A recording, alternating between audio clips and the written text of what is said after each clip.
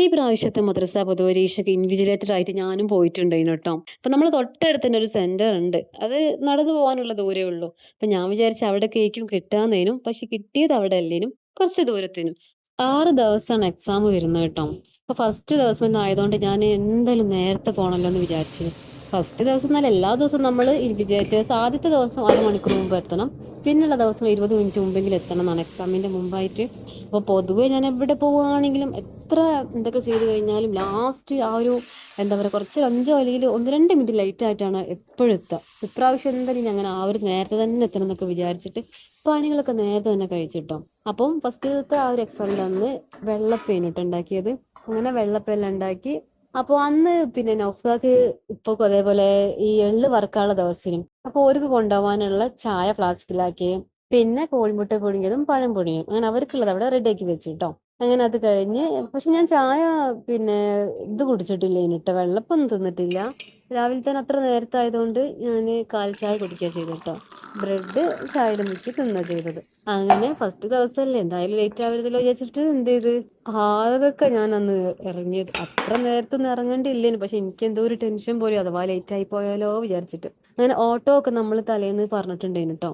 നൗഫ്ക അന്ന് വീട്ടിലില്ലാത്തതുകൊണ്ട് നൗഫ്കാക്ക് ആക്കി തരാൻ കഴിഞ്ഞില്ല. ഇവര് എള്ള് വറുക്കാൻ പോണ ദിവസം ആയതുകൊണ്ടേനു കേട്ടോ. അങ്ങനെ ഓട്ടോ വന്ന് ആ ഒരു 6:30 ആയപ്പോൾ തന്നെ ഓട്ടോ വന്ന് അങ്ങനെ ഓട്ടോയിൽ കയറിട്ടോ. ശരിക്കും പറഞ്ഞാൽ എനിക്ക് ഭയങ്കര ഒരു എന്താ വിശ്വസിക്കാൻ പറ്റാത്തൊരു കാര്യം, ചിരിയും വരുന്നു ടെൻഷനും വരുന്നു. ഇൻവിജിലേറ്റർ ആയിട്ടൊക്കെ പോകുമ്പോൾ ഞാനൊക്കെ ഇൻവിജിലേറ്റർ ആവുകയെന്ന് ആലോചിച്ചിട്ട്. കാരണം നമ്മൾക്ക് ഒരുപാട് എക്സാം എഴുതിയിട്ടുണ്ടല്ലോ. അപ്പൊ ആ ഒരു സമയത്തൊക്കെ ആര് ഇൻവിജിലേറ്റർ ആയിട്ട് വന്നാലും ഒന്നെങ്കിൽ നമ്മൾ പറയും ഓ ഒരു പാവാണ്, നമ്മൾ ഇങ്ങനെ തിരിഞ്ഞു കളിച്ചിട്ട് ഒന്നും പറഞ്ഞിട്ടില്ല, ഒന്നെങ്കിൽ അങ്ങനെ പറയും, അല്ലെങ്കിൽ പറയും ഓ ഇത് തിരിയാൻ പോലും സമ്മതിക്കില്ല. അങ്ങനെ എന്തെങ്കിലും ഒരു കമന്റാണ് നമ്മൾ പറയാം.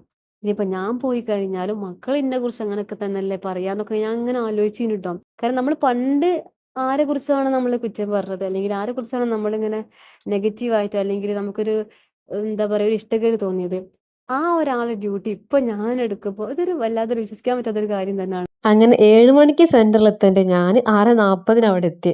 പക്ഷെ എനിക്ക് ഒരു പിന്നെ ടെൻഷനൊന്നുമില്ല. എനിക്ക് നല്ല സമാധാനം തോന്നി. ഹാവൂ അൽഹംദുലില്ലാ ഞാൻ ലേറ്റ് ആയിട്ടില്ല, നേരത്തെ ആണല്ലോ എത്തിയത്, അതുകൊണ്ട് പേടിക്കാനില്ലല്ലോ. അങ്ങനെ ഞാൻ അവിടെ എത്തിയതിന് ശേഷം അവിടുത്തെ സ്വദറിനെ വിളിച്ചപ്പോൾ അവർക്കൊക്കെ അത്ഭുതം, അത്രയും നേരത്തെ എത്തിയിട്ടുണ്ടോ, ഓ ഇത്ര നേരത്തെ എത്തി ചോദിച്ചിട്ട്.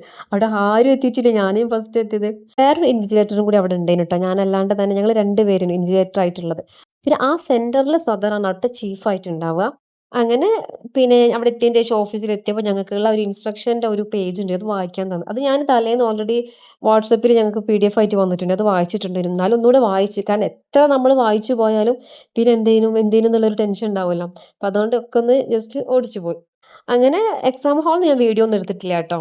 അത് കഴിഞ്ഞ ശേഷം ഞങ്ങൾക്കുള്ള ചായ ഉണ്ടായിരുന്നു,